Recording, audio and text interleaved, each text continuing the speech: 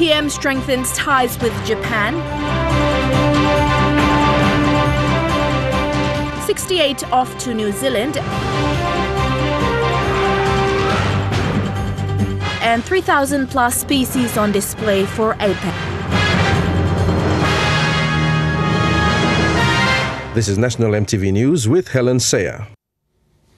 Good evening and thanks for joining me for Saturday's news. Prime Minister Peter O'Neill is in Japan for the 8th Pacific Islands Leaders Meeting. The meeting was held in Iwaki City, Fukushima from the 18th to the 19th with the theme, "We are Islanders, Partnership Towards Prosperous, Free and Open Pacific." Prime Minister Peter O'Neill met with Japan Prime Minister Shinzo Abe in bilateral meetings. Mr. O'Neill said Japan was very much involved in projects that strengthen economic and advancement and enhance community development around the Pacific. He said PNG is working close with Japan on a number of initiatives to strengthen infrastructure leading up to APEC.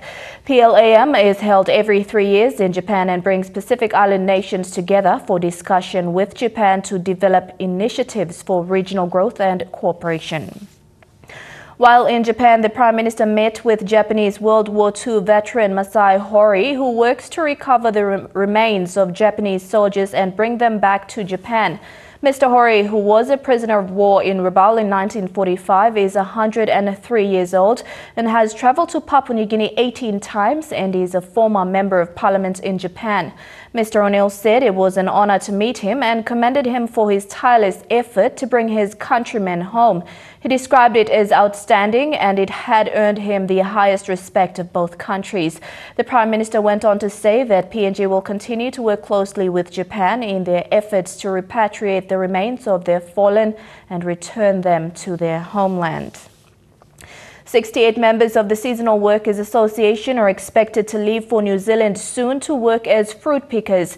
This comes just after a year since the association was set up to help women and youths have an opportunity to do seasonal work in Australia and New Zealand.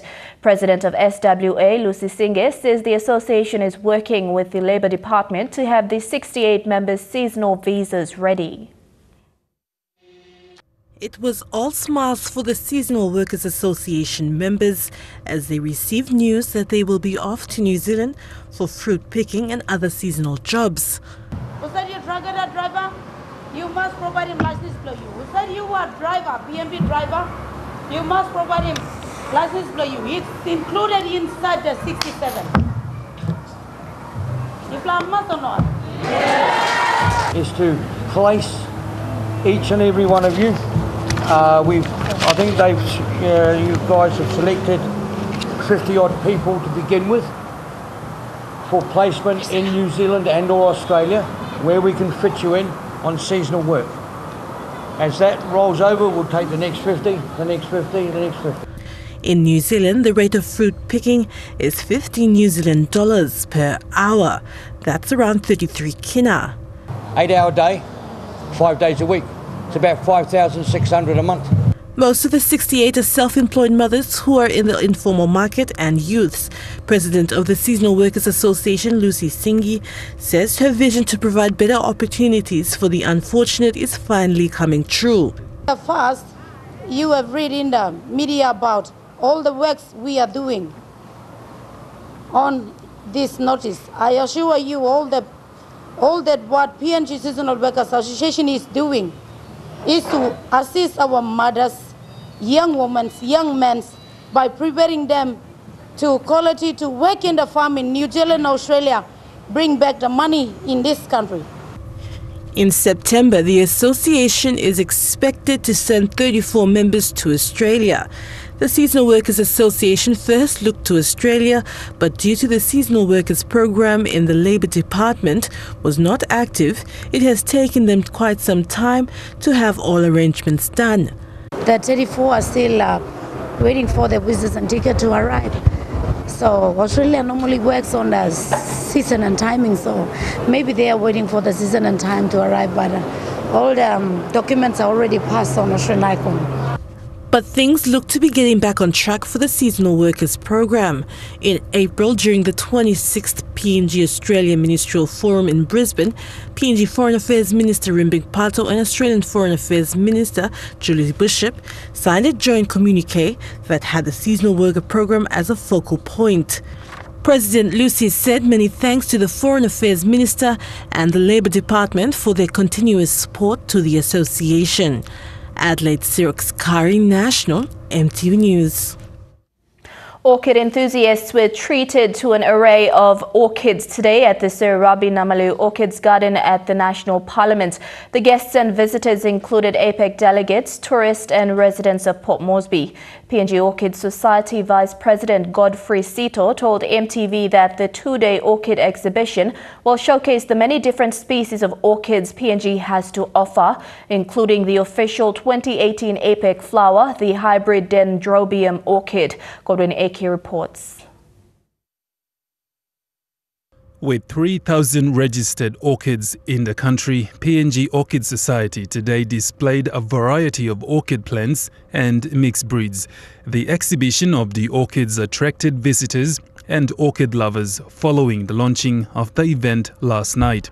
Just promotion of Papua New Guinea and our orchids It's an industry where I think, you know, everyone should possibly get into, because I think the flowers, one stem is selling for 5 kina or 7 kina a stem, depending on how big or how long it is. So if mums and dads can come and buy orchids, they could sell it to churches or hotels or sell it back to PNG Gardener, because they use cut flowers all the time.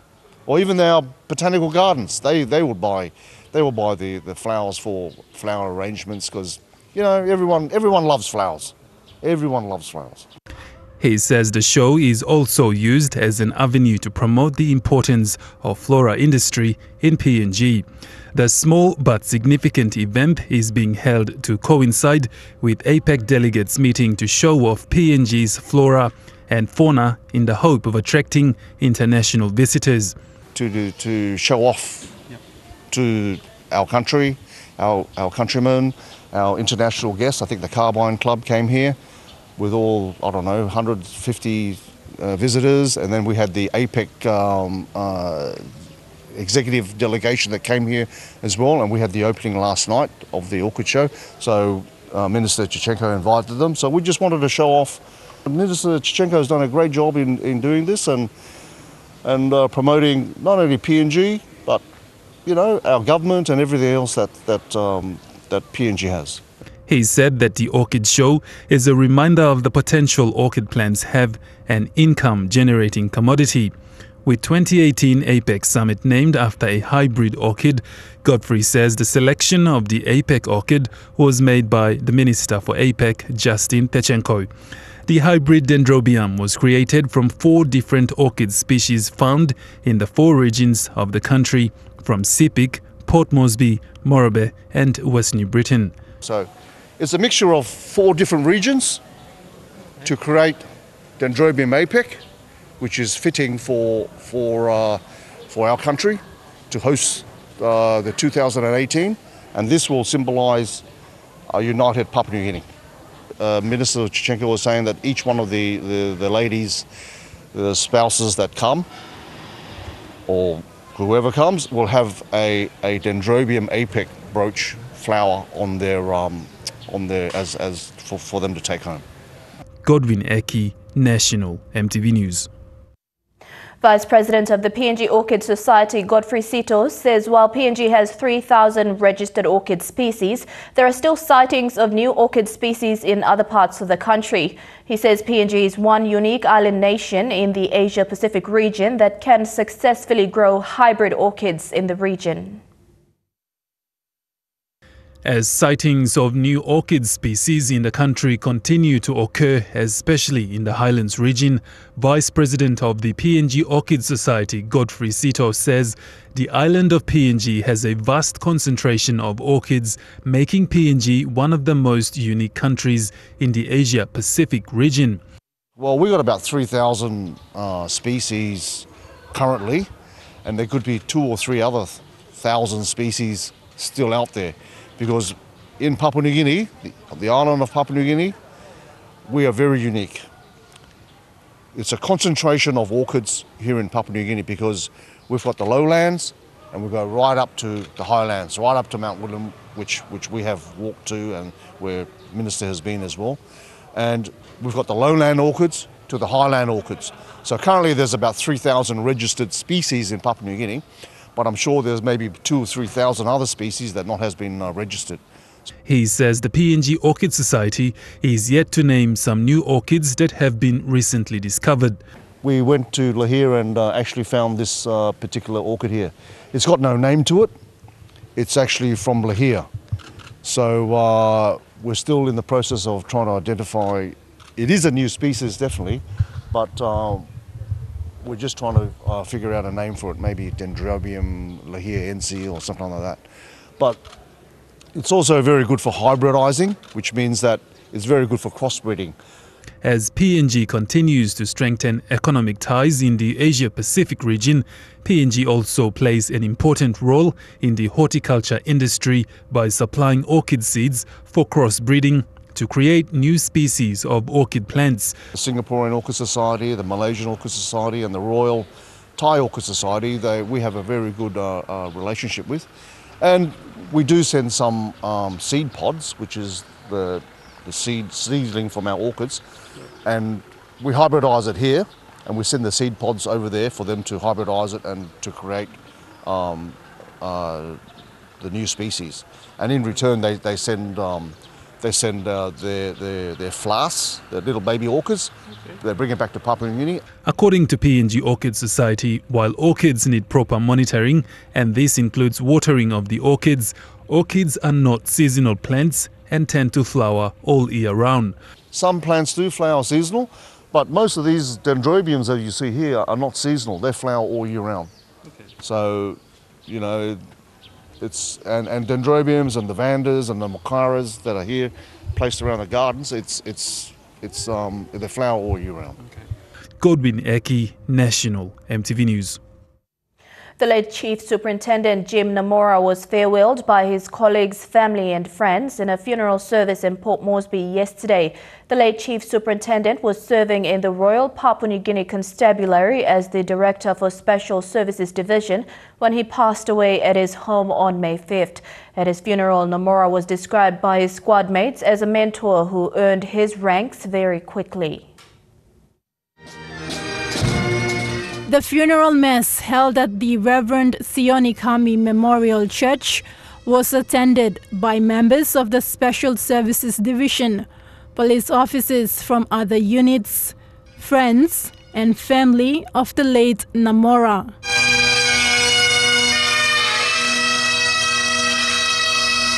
Namora's casket was escorted into the church building by SSD members who had served under his leadership for at least 6 months.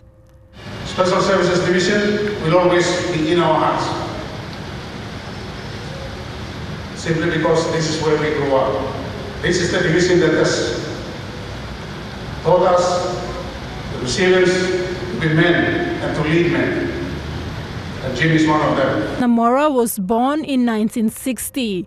He completed his education in Medang and attended Karavat National High School in 1978. Namora joined the police force in 1979 and was first posted to the Boroko police station. He served in various divisions in the police force before becoming a police cadet officer through the Joint Cadet Police Training in 1996. We were very young when we joined the cadet program. There were a lot of mistakes that we did during the cadetship program. Namora was our mentor with the late Terite and Mr. Ambane. They provided the guiding hand and they encouraged us to stay strong and complete the cadetship program.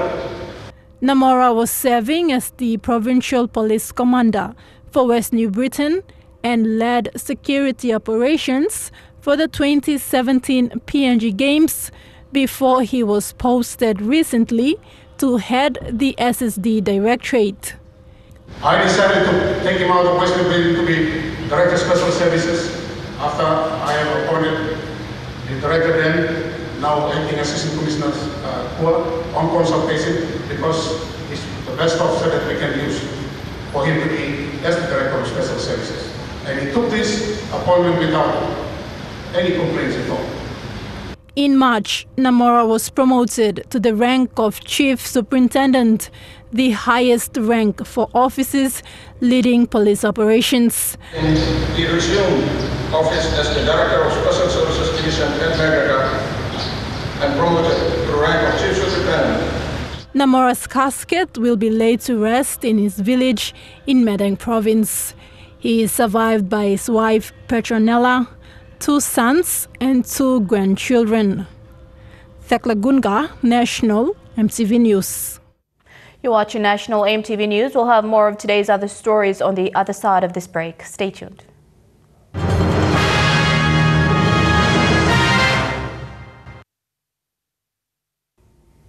Welcome back. A refurbished Hola police station was officially opened in Port Moresby this week. The refurbishment to one of Port Moresby's oldest police stations was funded by Mineral Resource Development and Star Mountain to the value of 500,000 kina.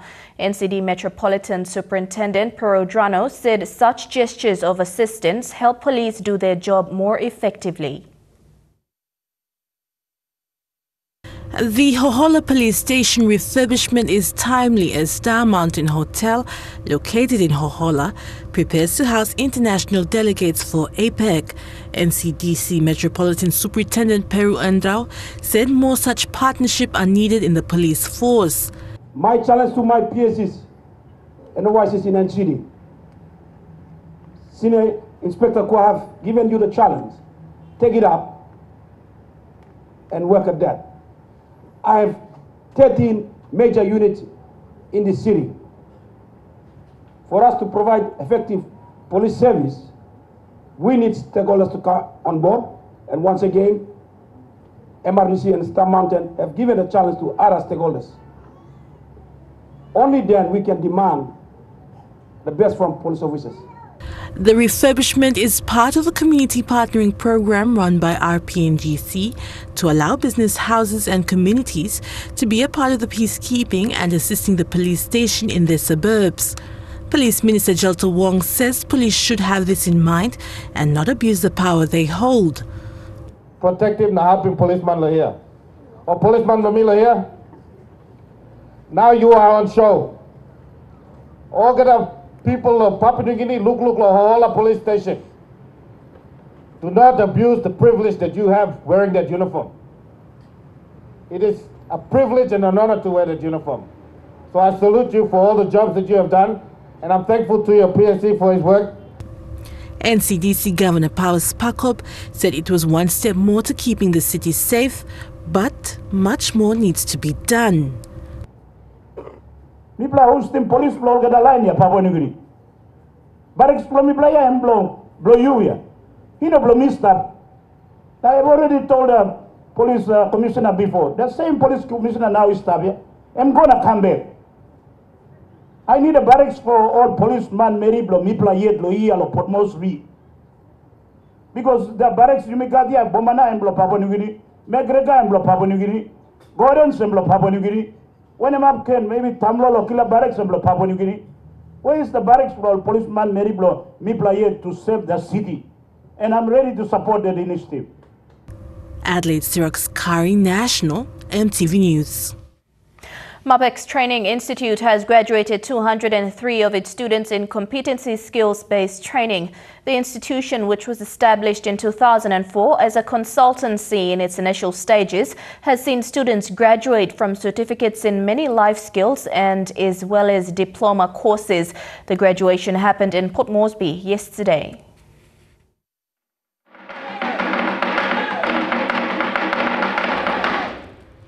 It was an exciting moment for many families as they gathered at the APEC Training Institute's graduation. These students are mostly made up of dropouts that have been rejected by the formal education system. Their graduation showed their commitment to striving for a better future. I think that college students often take their college experience for granted. That's just the step between high school and the real world. However, the students of MTI do not take one bit of it for granted. Of the 203 that graduated, 12 were from the diploma studies. Information technology, safety in information technology. Although it was a small achievement, it was a big achievement for the school, which has started its operations in 2004. We carried out a lot of training in Papua New Guinea. There's no area that we haven't covered. And we have trained quite a lot of people. In my estimation, we probably reached about 300,000 participants around the country. Stacey Yallo, National MTV News.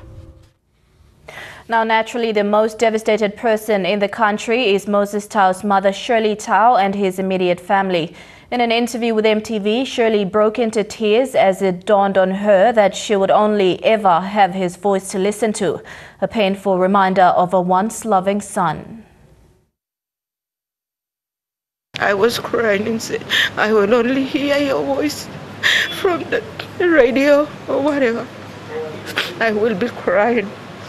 I will be crying. Son, I love you. Last week he was telling me, maybe he think that he was gonna leave me. I love you, mommy. Mom, I can't live without you. Because we two are always like this. Wherever he goes, I'm with him. We are always together. In an interview with MTV Today, Shirley Tao, Moses' mother, was in tears as she recalled the weeks leading up to his death. She says it had been the first night that Moses had not spent with her and the day before his birthday. Because of that love and care he had, the finance that he raised in his career,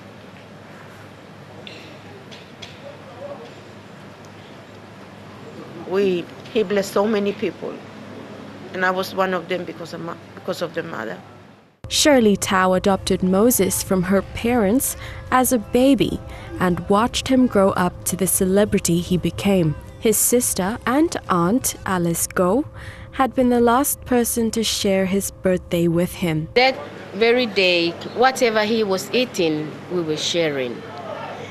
And then I said, why are you sharing things to me? He said, this is my birthday, you should know. So we are sharing. His brothers said growing up, Moses was remembered more as a dancer and sang in local church choirs. I best remember him as a dancer, not as a singer. But singing came naturally because he comes from a singing family. We all sing.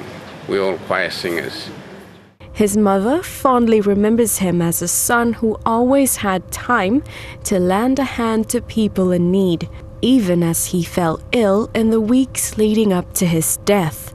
Also joining the family in mourning yesterday was renowned Fijian musician Elena Morel, who through Moses became as close as family. The family have not set a date for Moses' funeral, but have asked to be given more time to mourn his loss.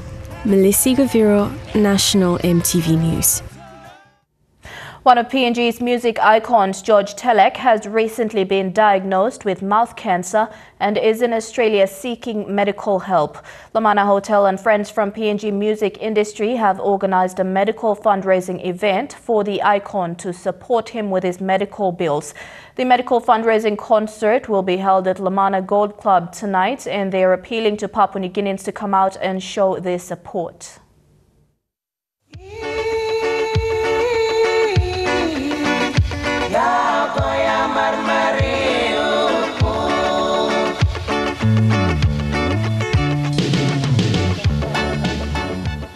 Telek is one of a handful of Papua New Guinean singers to have gained an international following.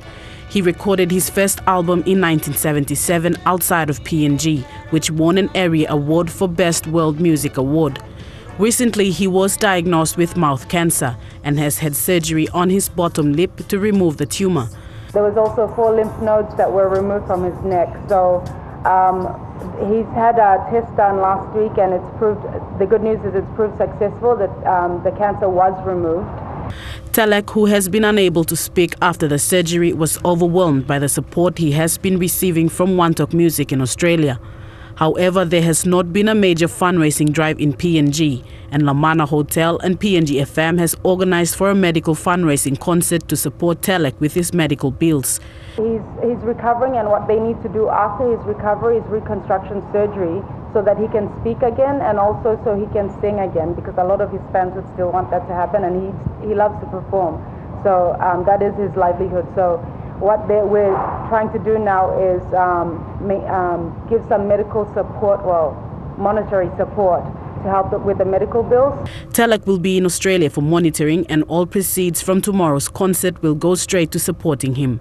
Every donation that comes through, we are sending directly to the One Talk Music people down in Australia, who are basically his family down there. They're the ones that have been supporting him throughout this time. Performing during the concert will be Party Pots Doi, Uralom Kanya and Sai K. It's best to help each other in terms of in need, financially in need of anything, like for instance MB George Telek, he needs fund for his medical cost. So it's good to work together as a family and help each other, and in future, like if anything happens to you, one of these up and coming musicians, you have to work together to help each other. Stacey Yallo, National EMTV News. The Morobe Provincial Education Division has partnered with the Republic of Indonesia to help develop human resource in the province. The education and culture attached from the Indonesian Embassy, Ahmed Tafid Sheha, arrived in late yesterday and met with the education officers today. An MOU will be signed on a later date. It will cover scholarship, teacher education and partnership with technical and vocational institutions. The recipients of this partnership program between the PNG and Indonesian government will be technical vocational education training or TVET schools in Morobe and Lay Secondary School. TVET provides students with practical skills and knowledge needed in the formal and informal sectors. Morobe's Provincial Program Advisor for Education, Keith Jiram, says there is not much prominence given to strengthen TVET in the country. I'm leading a team out to Indonesia to visit certain centers to see how they teach vocational and skills out there. So we get that idea and the skills, the contents, whatever, the knowledge, so we can integrate with the curriculum we have in the main system. And that will be some of the possibility that we pave way out for human resource capacity building in the province. The officers of Morobe Education Division, Provincial Program Advisor, and the Education and Culture Attaché from the Indonesian Embassy, Ahmad Tafid Shia, met yesterday at the Lay International Hotel to officially welcome the partnership program. This meeting was endorsed by the Provincial Education Board last month and will be followed by the signing of a MOU which will cover teacher attachment and TVET scholarship programs. Lay is the city of industry. There's a challenge here, and it's also a good opportunity for the Lay students to thinking about scholarship. Normally Indonesia give long degrees, 4 years. I think we cut them to 1 year for basic, so that they can finish with their certificate and return back to PNG and start working then. Jiram has called on the Morobe provincial government and the 9 district authorities to assist the program. Lay Secondary School will be the first institution to pilot a Bahasa Club project. This will help interested students to learn Bahasa. It will be coordinated by Fred Ogio, an ICT teacher who took up studies in Indonesia for 4 years. Actually, I was given this opportunity last year to teach in BUEC, but this did not fortunate, and then now the arrangement with my Lay Secondary did fortunate today. So I am very proud and happy to give back what I have to the school and Morobe as a whole. Julie Badui Owa, National EMTV News, Lay. This is Saturday's News. Don't go away. We have more stories on the domestic news front after these messages.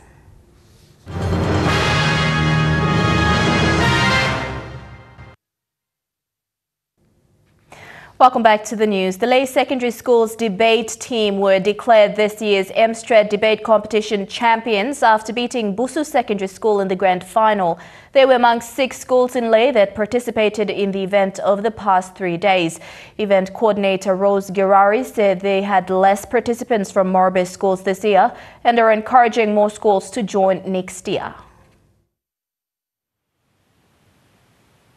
The grand finalists debated over the topic of having only one superannuation fund in the country for all contributors. We Papua New Guineans should have a variety of superannuation fund to save in, as it cuts down the risk of us losing our duly earned money. Lae Secondary School, the team going for the topic, proved to have the stronger argument.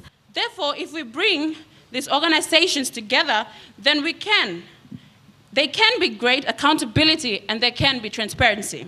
They beat Busu Secondary School by 9 points. I guess this is just just stepping stones, you know. They said don't despise humble beginnings. So if these are humble beginnings, then I'm liking humble beginnings, really. But this program that helps our students to actually know what is going on, and we have a say in what the government should do or should not do. The third runner-up was the Lae International School. So they came out to really express themselves on what they felt about the topic, and I believe they have learned a lot. This year, only 6 schools in Morobe participated, with the aim of exposing and upskilling school students in public speaking. Debate coordinator Rose Girari is encouraging more schools to participate with more coaching for students. We've continued this debate competition to bridge that gap, so the students can research, develop their researching skills, public speaking skills as well. Head judge and lecturer at the University of Technology, Dr. Rachel Isalioraki, said students need to be trained more for public speaking and presentations. So there should be these strategies in place, training, etiquettes in terms of the procedure, in terms of the manner of presenting an argument. How valid and reliable are your information in terms of substantiating your point? Lucy Kopana, National EMTV News, Lae. The PNG Bible Translation Association, or PNG-BTA, has currently engaged in a partnership with American videographer and photographer Micah Trussell to launch a commercial video. PNG-BTA Executive Director Tony Kotauga says launching the video is a means to creating awareness about what the association does. Kotauga says PNG Bible Translations has been operating in the background for 37 years, translating Bibles into local languages. But in the years since its establishment, not many people are aware of the association or of the work they do. But a lot of people don't know our stories. And so one of the things the management thought was to produce corporate videos of who we are and what we do, and get our stories heard by churches and Christian businessmen and the government and corporations, so that they can partner with us to accelerate this work. Kotauga is hopeful that things are about to change for the association since he met Micah Trussell, an 18-year-old self-taught filmmaker and photographer. Trussell has done voluntary work with various organizations before, including a commercial video for City Mission and scenic photography in various provinces of Papua New Guinea. He says he aspires to create films that help impact business development and expand communities, and working with BTA is a chance to utilize his potential. Seeing that there's some that only have one book of the Bible, and just seeing, oh, there's a need for the world to know so that more people can come and help. And that's the mission that Bible translation through BTA here is being done. Seeing that I can help with that. I'm not a translator, I'll never be a translator. Just being able to use my gifts through photography and videography to help toward the mission, and that's really the end goal. According to Kotauga, the BTA management is quite impressed with his work and has decided to partner with him to produce an official BTA commercial.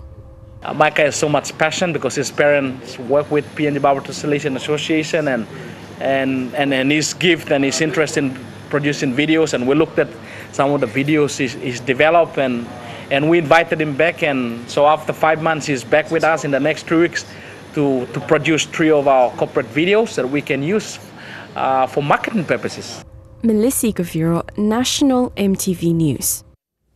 Turning overseas, it's not even been 2 years since the couple was set up on a blind date by a mutual friend, and now the sun's coming up on what will be a brilliant day for the biggest day of their lives. Meghan Markle will be walked down the aisle by her soon-to-be father-in-law Prince Charles, and Prince Harry will be waiting at the high altar. On his final night as a bachelor, Prince Harry and his best man taking a break from wedding preparations to meet the crowds of well-wishers. Congratulations! A royal reward for the eager fans, some of whom have been waiting days, including a Kiwi. It was really exciting to see Harry. We were expecting Meghan, but William came as well. And after having been to many different royal events, it was just really exciting to be able to meet one of them. Not long after, the bride arriving at her overnight accommodation, arm in arm with her mother, then waving goodbye to life as a commoner. How are you feeling, Miss Markle? Wonderful, thank you. She'll be on the arm of Prince Charles when she joins the British royal family. The announcement of the father of the groom's involvement follows days of intense media speculation after Thomas Markle withdrew for health reasons. The bride will be accompanied by her 10 bridesmaids and page boys down the first part of the church. Then she'll be escorted up to Prince Harry by the future king. Meghan has already arranged for her mother to drive up here to take her up to the castle, and for Prince Charles, the future king, to walk a bride down the aisle. What more could Meghan dream of? A statement saying Prince Charles is pleased to be able to welcome Ms Markle to the royal family in this way. Among final touches, the icing on the cake, the couple breaking with tradition, choosing a lemon and elderflower creation. The flavour is quintessentially spring and British. All right, Isaac, I'm just going to load it up on the top, I think. Kiwi Isaac Adams, a key help to the chief baker. The wedding might be disrupting the town, but also a chance to cash in. Any room with a view is commanding a premium price here in Windsor. In fact, it's not just the crowds cheering for this royal wedding, so too other businesses. It's expected to inject around $2 billion into the UK economy, and much of it down to the Markle sparkle. The Meghan Markle effect, if we can call it that, is already bearing fruits in terms of the additional visitors. So we're expecting something like 88,000 additional visitors from the US in May alone. A fair chunk of them in Windsor to witness Harry and Meghan's big day. Chukai Sports is next. Don't go away.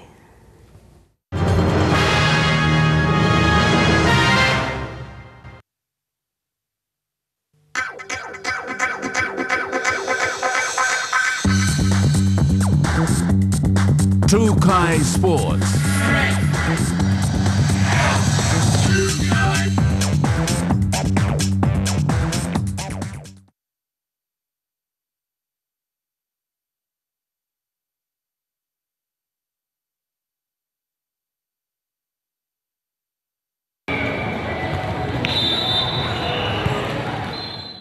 In the men's A-grade division, Snipers went up against Raukele Dolphins.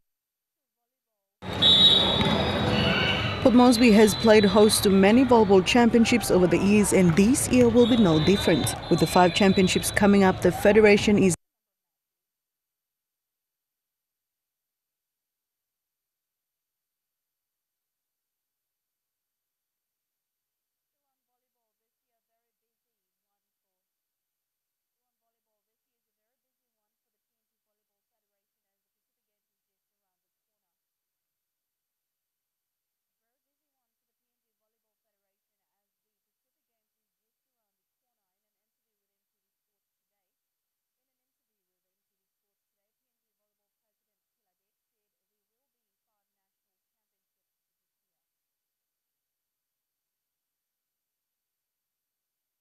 This is not the first time for Abigail to be nominated.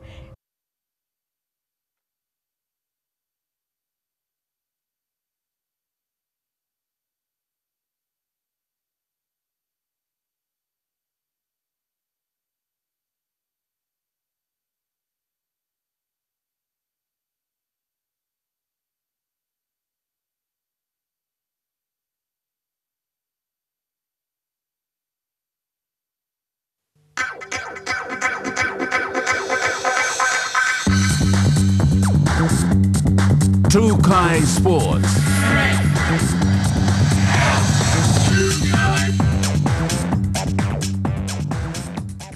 Welcome to Chukai Sports. To volleyball, and the Fairfax Volleyball Association here in Port Moresby saw round 2 of matches underway at the Tarama Aquatic Centre today.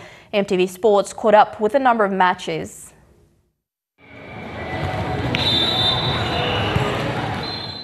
In the men's A-grade division, Snipers went up against Raukele Dolphins in what turned out to be an easy win for the red-clad team.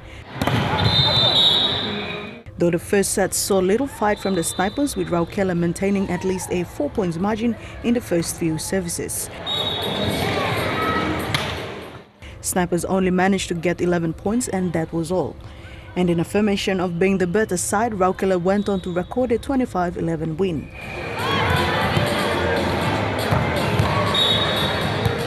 The second set saw Raukele again setting lead, but this time Snipers worked hard to keep the match alive. Snipers came close to winning that match as well, but they were just at 21 points when Raukele was set. That set ended in Raukele's favor, 25-21.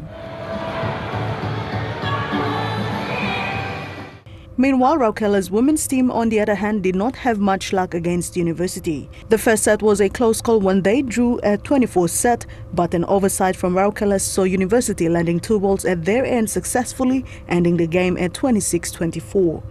And riding on a close call from the first set, University did not hesitate in the second set. Every service was counted for. They made sure that match ended with an 11-25 scoreline in their favor. Dinero Striker, National, EMTV Sports. Still on volleyball, this year is a very busy one for the PNG Volleyball Federation as the Pacific Games is just around the corner. In an interview with EMTV Sports today, PNG Volleyball President Kila Dix said there will be 5 national championships this year. Port Moresby has played host to many volleyball championships over the years, and this year will be no different. With the 5 championships coming up, the Federation is now looking at making sure PNG is well prepared to take on the Pacific Games. The Indoor Championships one will be the Open, the Premier Divisions, both in the men's and the women's division for clubs, and that will be during the Remembrance Weekend in July. We have the Open National Championship in September from the 14th to the 17th. That is during the independence celebrations.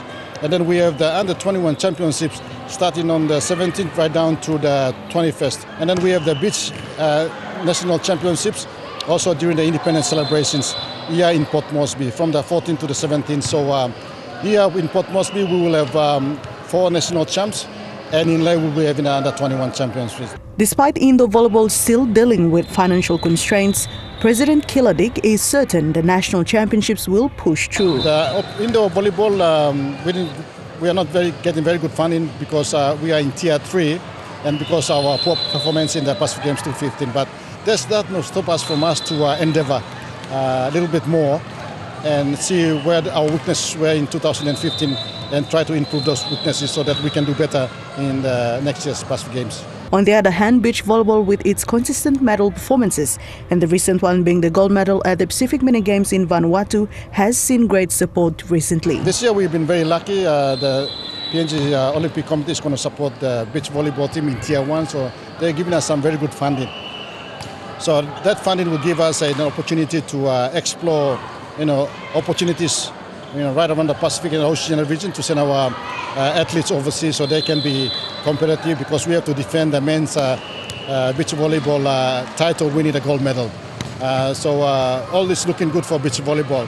And unlike volleyball, beach volleyball is yet to gain popularity locally, but that is something the 2 national championships will look to change. Dinero Striker, National, EMTV Sports.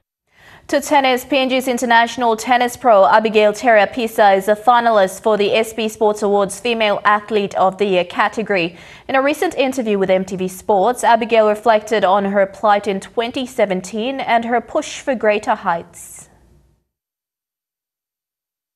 This is not the first time for Abigail to be nominated. Her biggest break came in 2015 when she won gold medal at the Pacific Games. Since then, the 25-year-old has time and again put PNG on the map with her performances in international tennis. The performance that reminded the international community of Papua New Guinea was her 2017 year-ending performance in China, where she went all the way to the grand final of the Asia-Pacific wildcard. Unfortunately, Abigail missed out on the wildcard entry into this year's Australian Open singles, which would have meant a World Tennis Association debut for her otherwise. I usually don't get too disappointed when it comes to, losses, but this one really hit me hard. I went into the tournament not expecting much because it was in China, and I was really just going for the experience.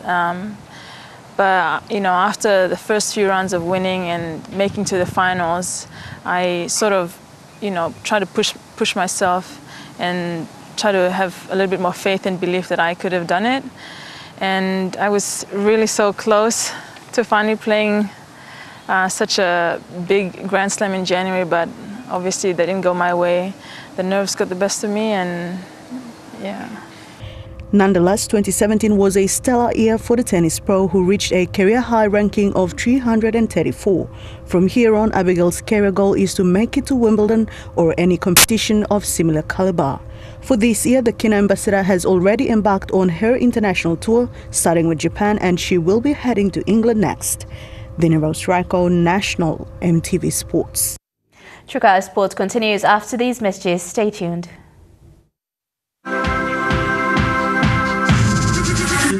Trukai Sports. Welcome back to Trukai Sports. To rugby, the SP PNG Hunters have survived another round at home after defeating the Queensland Capras 18 points to 10 this afternoon at the National Football Stadium.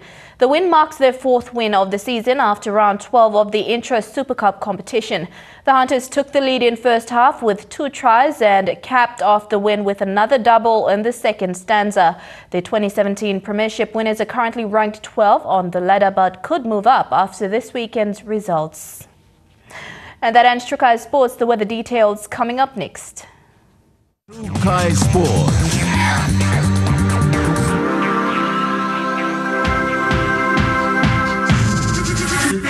Trukai Sports.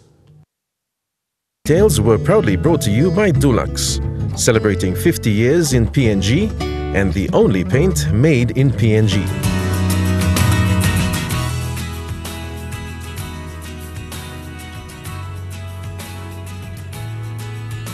Looking at the weather forecasts in the southern region, a shower or two in Port Moresby and Popondetta. Some showers, although cloudy in Kerema, mostly fine in Daru, and thundery showers in Alotau. In the Momase region, a shower or two in Lae, Wewak and Vanimo, mostly fine in Medang, and showers and rain in Wau. In the New Guinea Islands region, mostly fine in Lorengau, Kavieng, Kokoporabal and Kimbe, and thundery showers in Buka. And in the Highlands region, fine weather with some fog in Mount Hagen, Goroka, Kundiawa, Mendi and Wabeg.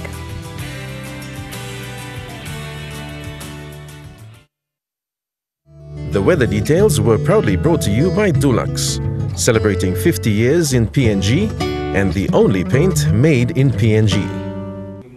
And that's the news, sports and weather for today, Saturday, the 19th of May 2018. On behalf of the entire EMTV News team, pleasant viewing and good night.